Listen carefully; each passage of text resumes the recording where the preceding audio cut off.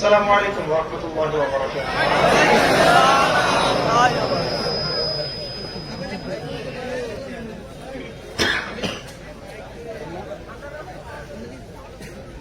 إن الحمد لله نحمده ونستعينه من يهده الله فلا مضل له ومن يضلل فلا هادي له ونشهد أن لا إله إلا الله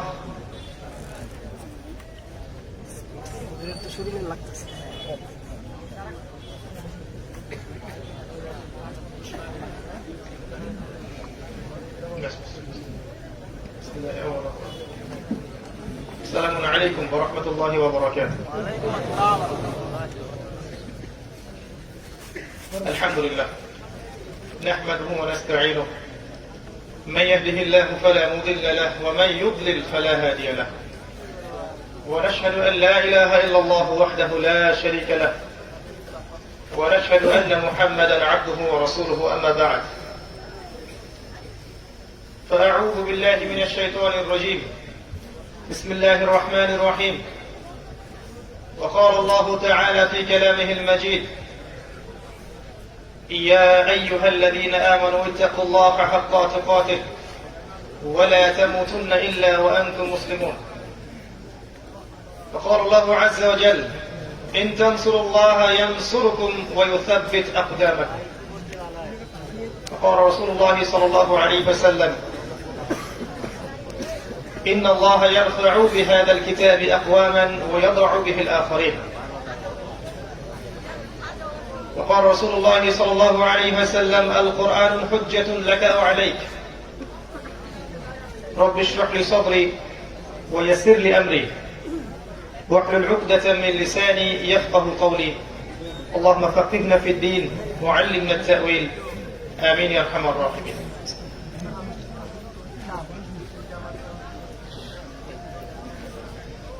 আলহামদুলিল্লাহ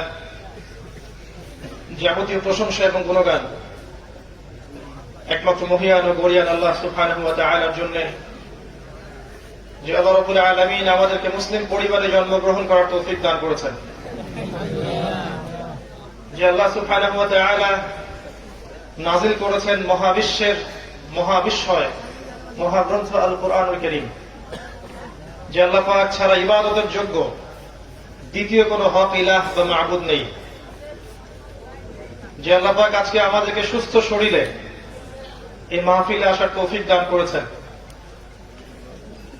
এবং যে আল্লাহ রাব্বুল আলামিন মুহাম্মদ সাল্লাল্লাহু আলাইহি ওয়াসাল্লামের মতো রাসূল প্রেরণ করেছেন, আমরা সবাই শুকরিয়া আদায় করি বলি আলহামদুলিল্লাহ।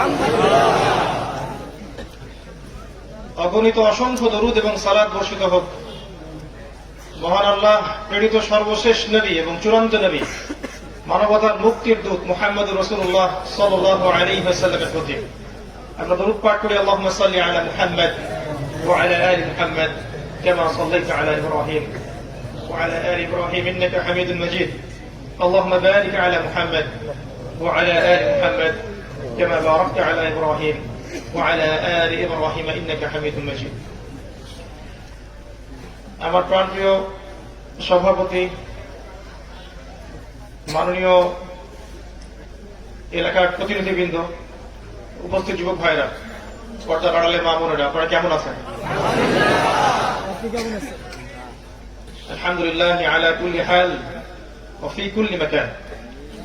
আল্লাহ সুবহানাহু ওয়া তাআলা বলেছেন সূরা ইব্রাহিমের মধ্যে, আউযু বিল্লাহি মিনাশ শাইতানির রাজীম, লাইন শাকারতুম লাযীদান্নাকুম, তোমরা যদি শুকরিয়া আদায় করো, কৃতজ্ঞতা প্রকাশ করো, আমি তোমাদের প্রতি আমার নিয়ামতকে বাড়িয়ে দেব। ওয়ালা ইন কাফারতুম, কিন্তু তোমরা যদি কুফরি করো, অস্বীকার করো, মনে রাখবে ইন্না আযাবি লাশাদীদ, আমার আযাব শাস্তি বড় কঠিন। আল্লাহ রাব্বুল আলামিন একই সাথে গফুরুর রহিম আবার শাদীদুল ইকাব, তিনি পরম করুণাময় অসীম দয়ালু বটে, আবার সে আল্লাহ পাক কঠিন শাস্তিদাতাও বটে।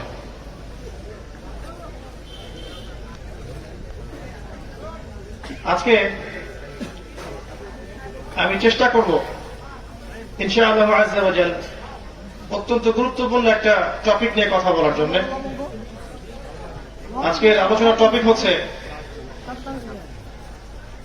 মহাবিশ্বের মহাবিস্ময়, মহাগ্রন্থ আল কোরআন।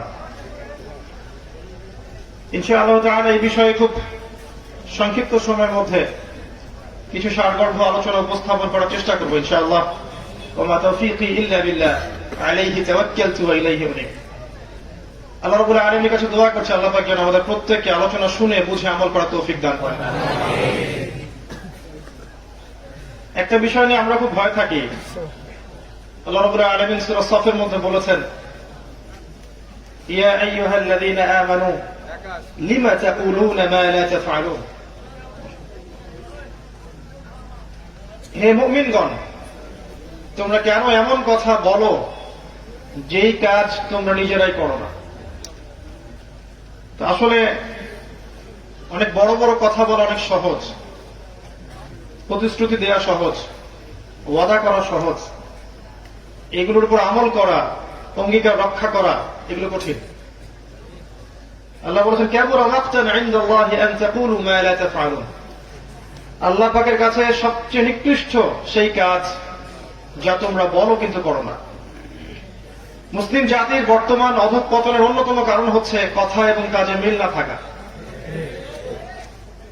মুসলিম জাতির অধঃপতনের অন্যতম কারণ হচ্ছে অজ্ঞতা, সুশিক্ষার অভাব, দ্বীনি শিক্ষার অভাব, কোরআন সুন্নাহকে দিয়ে বিশ্বকে চ্যালেঞ্জ করার সাহসিকতার অভাব।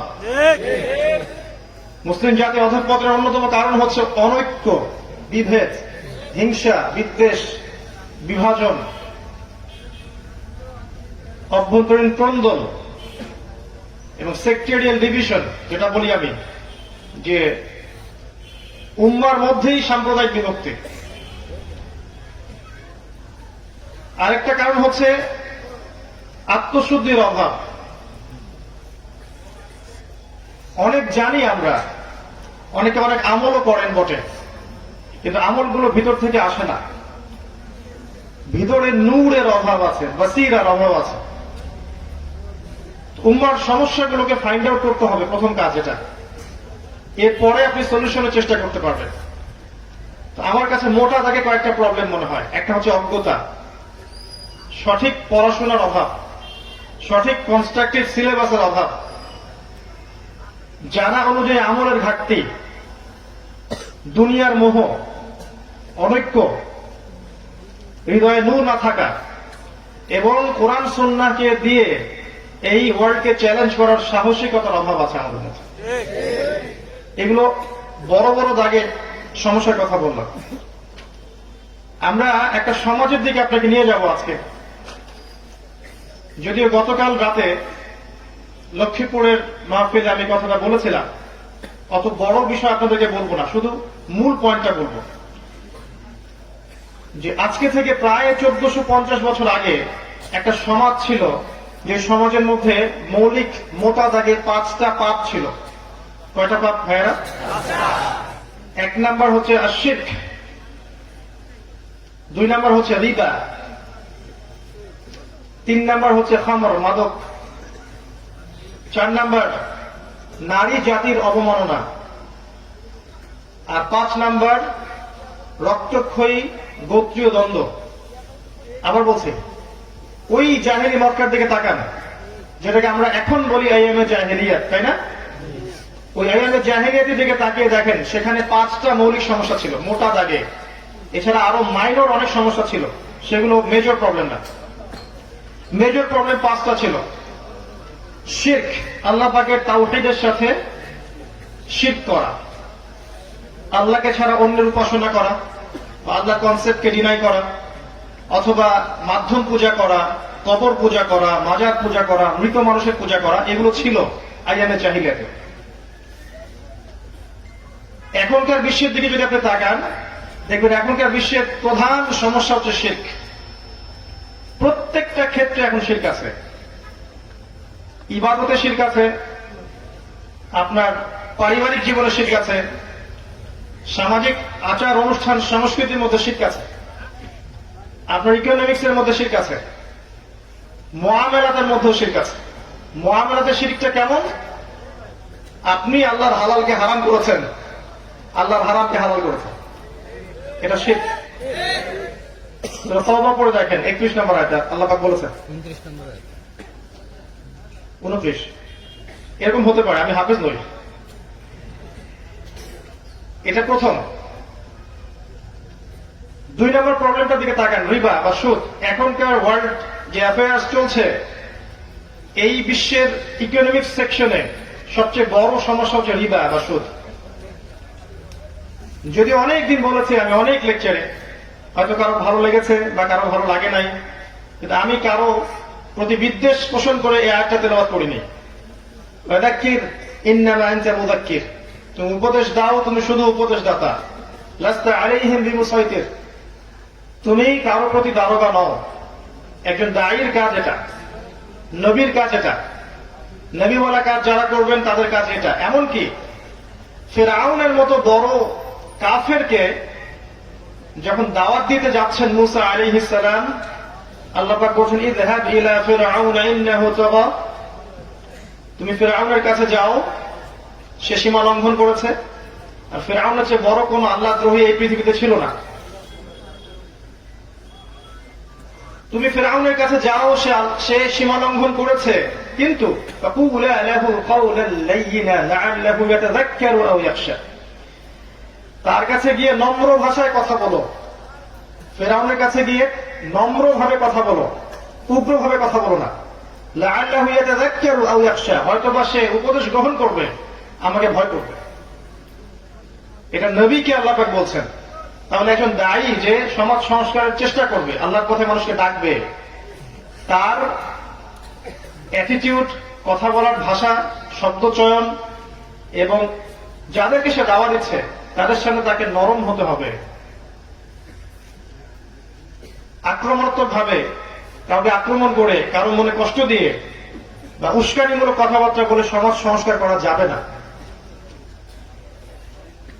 নবী সাল্লাল্লাহু আলাইহি ওয়াসাল্লাম সম্পর্কে আল্লাহ পাক বলেছেন, তুমি যদি কঠোর মনের হতে তাহলে মানুষ তোমার কাছ থেকে সরে যেত। এটা আল্লাহর দয়া তোমার প্রতি যে তুমি কোমল মনের মানুষ হয়েছে। তা আমি অনেক দিন আয়াত তেলাওয়াত করেছি যে আল্লাহ রাব্বুল আলামিন সূরা বাকারার মধ্যে বলেছেন, ইয়া আইয়ুহাল্লাযীনা আমানু, হে ঈমানদারগণ, ইত্তাকুল্লাহ, তোমরা আল্লাহকে ভয় করো। ওয়াযারু মা বাকিয়া মিনার রিবা, সুদের অবশিষ্ট সব অংশ ছেড়ে দাও, চক্রবৃদ্ধি আর সুদ খেও না। ওয়া ইন লাম তাফআলু, যদি তোমরা এটা না করো, ফাআযানু বিহারবিন মিনাল্লাহি ওয়া রাসূলিহি, তাহলে আল্লাহ এবং তার রাসূলের সাথে যুদ্ধের ঘোষণা শুনে রাখো। ডিসিশন আপনার। আমরা শুধুমাত্র আয়াতগুলো তেলাওয়াত করে শোনাচ্ছি। রাসূলুল্লাহ সাল্লাল্লাহু আলাইহি ওয়াসাল্লাম সহিহ বুখারী হাদিসে বলেছেন, যে ব্যক্তি 1 দিরহাম সুদ খায় সে যেন 36টা মেয়েকে ধর্ষণ করল। একটা বিখ্যাত হাদিস তো আপনারাও জানেন, সুদের পাপের 73টা শাখা আছে বা 70টা শাখা আছে। 2টা হাদিস। সবচেয়ে নিম্ন শাখা হচ্ছে নিজের মায়ের সাথে জেনা করা।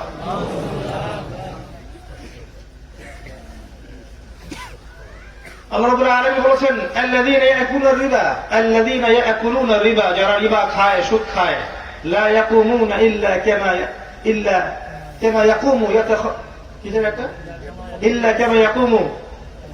ইয়াকুমু আল্লাযী ইয়াতাখাব্বাতুহু আশ-শাইতানু মিনাল মাস। যারা রিবা বা সুদ খাচ্ছে তারা কিয়ামতের মাঠে এমন অবস্থায় উঠবে যে দেখে মনে হবে তাদেরকে জিন ধরেছে। জিন ধরা রোগী দেখেছেন কখনো? বাই দ্য ওয়ে, আপনারা তো জিনে বিশ্বাস করেন কিনা? এখনকার এই সভ্যতা তো জিনে বিশ্বাস করে না, এলিয়েনে বিশ্বাস করে। ফেরেশতাতে বিশ্বাস করে না, এলিয়েনে বিশ্বাস করে। জিনে বিশ্বাস করে না, এলিয়েনে বিশ্বাস করে। কারণ জ্ঞানের ডেফিনেশন তাদের কাছে হচ্ছে পরীক্ষা নিরীক্ষা পর্যবেক্ষণের মাধ্যমে যে সিদ্ধান্তে উপনীত হওয়া যায় সেটাই হচ্ছে জ্ঞান। অতএব আপনি আল্লাহ, ফেরেশতা, জিন, কবরের আযাব, মিজান, পুলসিরাত, জান্নাত, জাহান্নাম এগুলোকে আপনি পরীক্ষাগারে পরীক্ষা করে প্রমাণ করতে পারবেন না।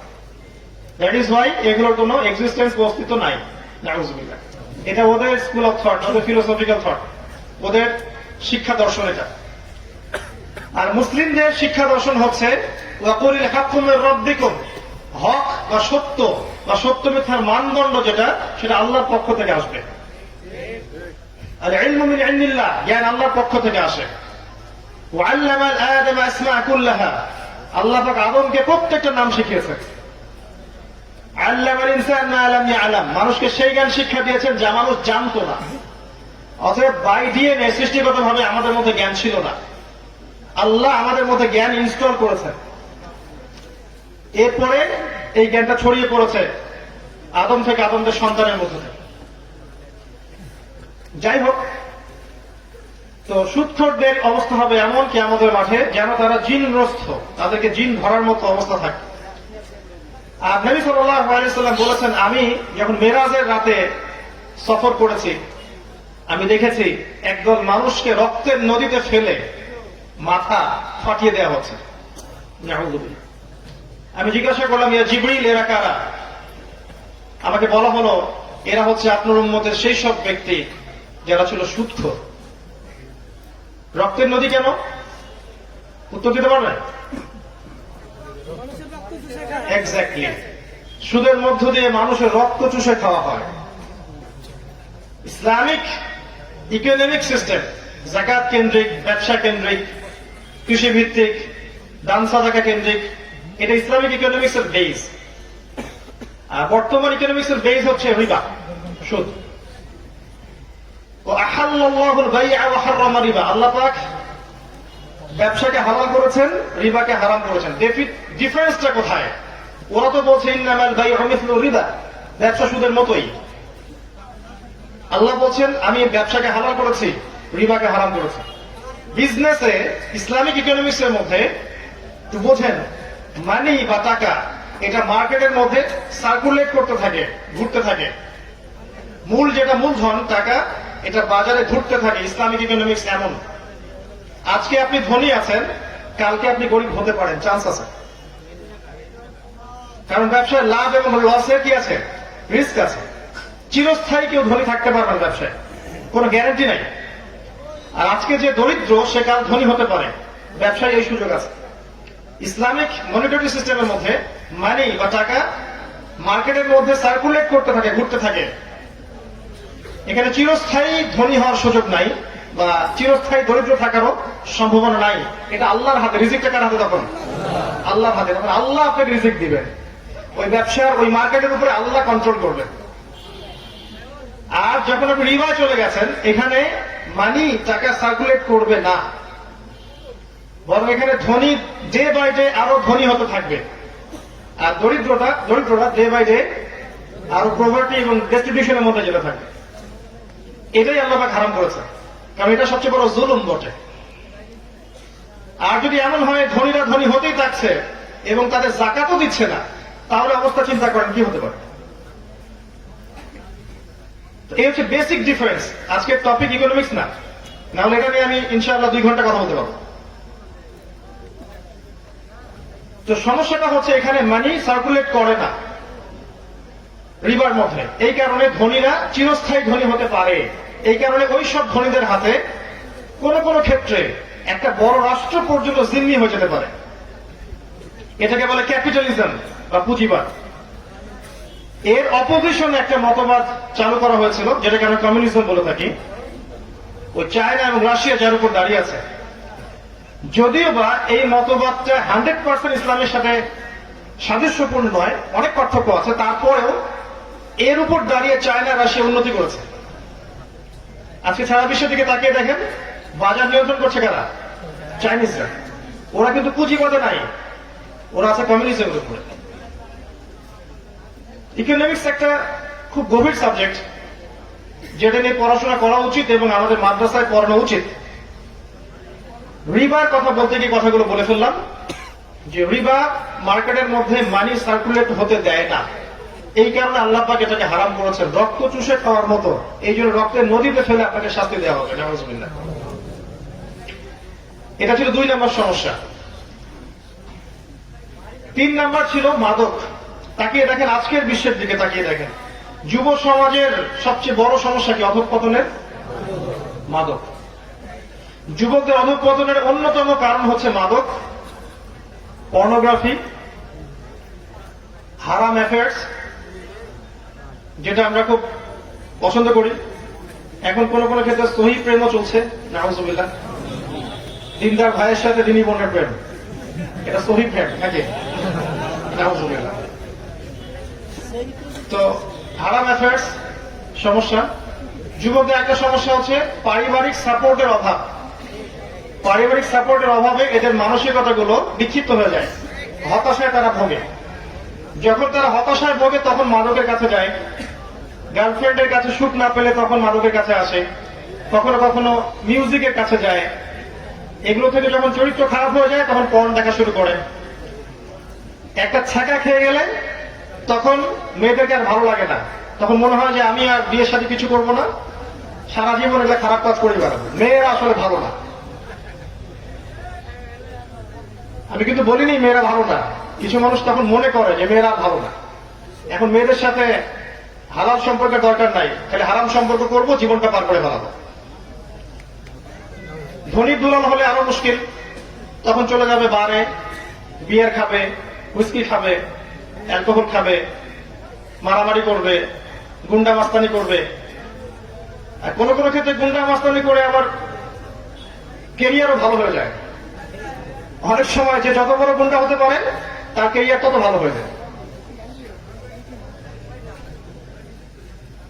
এগুলো যুবকদের সমস্যা।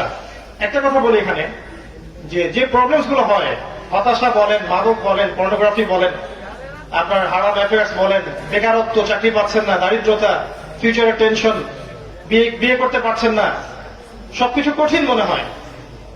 এগুলো যুবকদেরকে নিয়ে যায় খারাপ পথের দিকে, শয়তানের আনুগত্যের দিকে। তখন তারা মনে করে এখানে গেলে মনে হয় সুখ পাবো, মনে হয় মিউজিকে সুখ পাবো, হয়তো মাদকে সুখ পাবো, বা গার্লফ্রেন্ডের কাছে গেলে সুখ পাবো, বা বড় পলিটিক্যাল পাওয়ার অ্যাচিভ করতে পারলে আমি সুখ পাবো, স্ট্যাটাস বাড়বে। বা অনেকে ধনী হওয়ার জন্য হারাম রাস্তা খোঁজেন, দ্রুত টাকা আর্ন করার জন্য। বিশ্বাস করেন ভাই, এগুলো আপনাকে চিরস্থায়ী সুখ শান্তি দিবে না। এগুলো সাময়িক একটা নেশা দিতে পারে, মাদকের মতো একটা সাময়িক নেশা, ঘোর দিতে পারে। চিরস্থায়ী সুখ শান্তি এবং সাকিনা কে দিবে জানেন? আল্লাহ রাব্বুল আলামিন। তার মাধ্যম হচ্ছে আল কোরআন এবং রাসূলুল্লাহ সাল্লাল্লাহু আলাইহি ওয়াসাল্লামের সুন্নাহ। আপনি সমস্ত এইসব উৎসগুলোকে ছেড়ে ফেলেন, ফেলে হাতের মধ্যে কোরআন ধরেন, দেখবেন মনের মধ্য থেকে প্রশান্তি পাচ্ছেন। কোরআন আপনাকে এত প্রশান্তি দিবে, এত সুখ দিবে, মনে এমন নূর নিয়ে আসবে, সারা দুনিয়া যদি আপনার থেকে দূরে চলে যায় আপনার কিচ্ছু মনে হবে না। আপনার আপনজনরা যদি আপনাকে নাও বোঝে আপনার কিচ্ছু মনে হবে না। আপনি হকের উপর থাকার পর দেখবেন সবকিছু সংকীর্ণ হয়ে আসছে, সবাই আপনাকে ছেড়ে চলে যাচ্ছে, ভালো মন্দ বলছে, পরিবার থেকে বাধা পাচ্ছেন, সমাজ থেকে বাধা পাচ্ছেন, পিতা মাতা বাধা দিচ্ছে, গার্লফ্রেন্ড ছেড়ে চলে গেল, চাকরি পাচ্ছেন না, দাঁড়িয়ে রাখছেন বলে বিয়ে হচ্ছে না। তো দেখবেন আপনার মনে তারপর একটা শান্তি কাজ করবে, কারণ আপনি কোরআন ধরে আছেন। আমি এই কথাগুলো এই জন্য বলতে পারি বিকজ আমি আপনাদের বয়সী, আর আপনারা জানেন না যে আমার আব্বা মারা গেছেন আমার বয়স এখন 7 বছর। তখন থেকে নিয়ে এই যে 30 বছর পর্যন্ত আমাকে কতগুলো স্ট্রাগলের সিঁড়ি পার হয়ে এই জায়গায় আসতে হয়েছে। আমাকে কেউ কখনো একটা ইসলামিক বই হাদিয়াও দেয়নি, বিশ্বাস করলেন? একটা বই, পুরো বংশ মিলে একটা ইসলামিক বই কেউ কিনে আমার হাতে তুলে দেয়নি, এটা পড়ো আল্লাহ তোমাকে হেদায়েত দিবে। আমার এই লেকচার হয়তো তারাও শুনবে, তারাও স্বীকার করবে কথাটা। তবে আমার আব্বা যতদিন বেঁচে ছিলেন, আল্লাহ পাক তাকে জান্নাতবাসী করুন, তিনি আমার শুরুটা করেছিলেন কোরআন দিয়েই, আলহামদুলিল্লাহ। তো এই জন্য আমি আপনাদের সাইকোলজি গুলো ভালো বুঝি। তো এই মাদকটা এখনকার বিশ্বের দেখবে প্রধান সমস্যা যুবকদের অধঃপতনের। 1 নাম্বার কি প্রবলেম বলেছিলাম? শিরক। 2 নাম্বার সুদ। 3 নাম্বার হচ্ছে এই যে মাদক। আইন দিয়ে, প্রশাসন দিয়ে, পুলিশ দিয়ে লস গুলো বাস্তবায়ন করে কোশ্চিনকালেও সমাজ থেকে 100% মাদক দূর করতে পারবেন না যতক্ষণ পর্যন্ত মানুষের ভিতরটাকে, ইন্টারনাল যে আত্মাটা আছে, এটাকে আপনি আল্লাহর আনুগত্যে নামিয়ে আসতে পারছেন। যখন দেখবেন যুবকরা এসব থেকে মুখ ফিরিয়ে আল্লাহর কোরআনকে ধরেছে হাতে, নামাজ পড়ছে 5 ওয়াক্ত, দান সাদাকা করছে, কোরআন তেলাওয়াত করছে, রোজা রাখছে, দাড়ি ছেড়ে দিয়েছে, চাকরির উপর কাপড় পরছে, হারাম অ্যাফেয়ার ছেড়ে দিয়েছে, হালাল খাচ্ছে, অটোমেটিক দেখবেন এই যুবক কোশ্চিনকালেও মাদকের কাছে যাবে না। কিচ্ছু করতে হবে না, শুধু মানুষের অন্তর জগৎটাকে পরিবর্তন করতে হয়। এটাই ছিল নবীদের কাজ। আর এসে মানুষের আত্মাটাকে, আমাদের নবী সাল্লাল্লাহু আলাইহি ওয়াসাল্লাম আগে মানুষের মস্তিষ্কটাকে, আত্মাটাকে পরকালমুখী করেছেন, দুনিয়া থেকে পরকালমুখী করেছেন।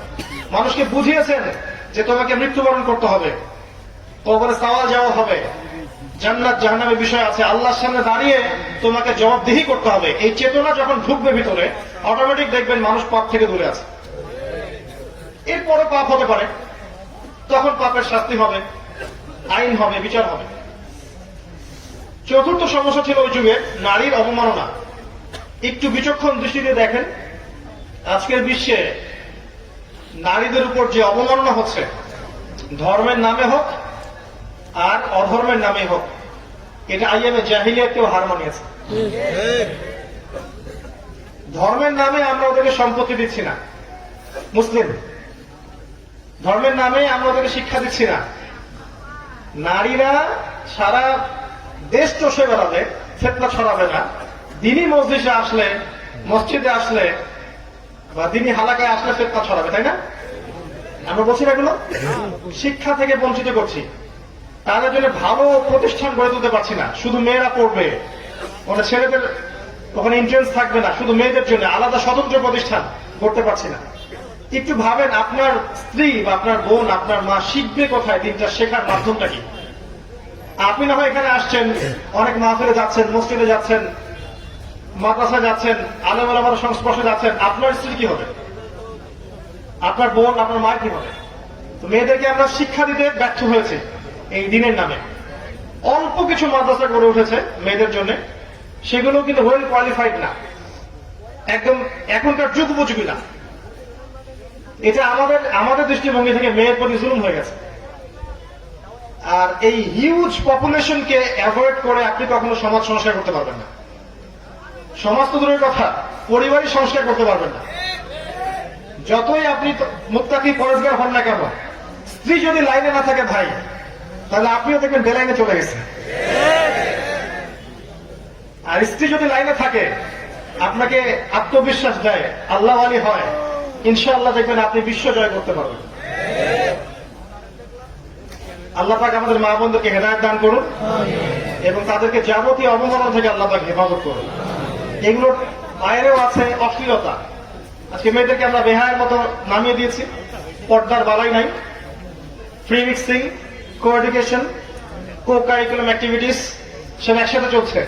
যেখানে যাবেন সেখানেই গাড়ি, রাস্তাঘাটে, মার্কেটে, সিনেমা হলে, ব্যাংকে, এভরি সিঙ্গেল সেক্টর। বলতে শেষ করতে পারবো না, আর বললে আমার মুখ দিয়ে এমন কিছু শব্দ বের হয়ে যেতে পারে যেটা হয়তো অনেকের পছন্দ হবে না।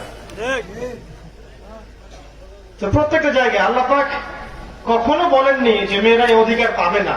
আল্লাহর বক্তব্য শুধু এতটুকু ছিল, তারা তাদের ক্ষেত্রে স্বতন্ত্র স্বাধীন। মেয়েরা মেয়েদের কর্মক্ষেত্রে স্বতন্ত্র স্বাধীন, মেয়েরা মেয়েদের স্কুল কলেজে স্বতন্ত্র স্বাধীন। তারা সেখানে তাদের মতো করে পড়বে, নারী টিচার থাকবে, মহিলা টিচার থাকবে, যখন চাকরি বাকরি করবে সেখানে, ব্যবসা বাণিজ্য করবে সেখানে মহিলারা থাকবে। ফ্রি মিক্সিংটাকে আল্লাহকে অ্যালাউ করেন না। এটা কি আল্লাহর অপরাধ? এটা করে আল্লাহ পাক কি ভুল করেছেন? আল্লাহ পাক ইসলাম এভাবে নাজিল করে কি আমাদেরকে পিছিয়ে দিয়েছেন? এগিয়ে নিয়ে আপনারা করলেনটা কি করলেন? মহিলাদের পুরুষের ফ্রি মিক্সিং হলো, শিশু বয়স থেকে নিয়ে একদম চাকরি পর্যন্ত সব ফ্রি মিক্সিং। আর পর্দা উঠিয়ে দিলেন আস্তে আস্তে করে। উঠিয়ে দিলেন কারা? পরিবারের কর্তারা উঠিয়ে দিল। পরিবারের লোকরা পর্দার দিকে খেয়াল করছে না। উঁচু লেভেলে আঙ্গুল তোলার সময় পরে আগে নিজের দিকে দেখেন না, পরিবারে পর্দা উঠিয়ে দিলেন। আর দায়ুসের মতো আচরণ করছে, পরিবারে বেহায়াপনা, অশ্লীলতা, অপসংস্কৃতি। মনে করছে আমার মেয়েটা ছোট, বড় হলে ঠিক হয়ে যাবে। বড় হতে হতে দেখা গেল ও 4-5টা বয়ফ্রেন্ড চেঞ্জ করে ফেলছে। তো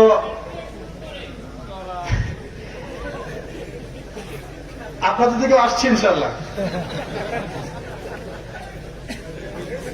আমরা কি করলাম তাহলে?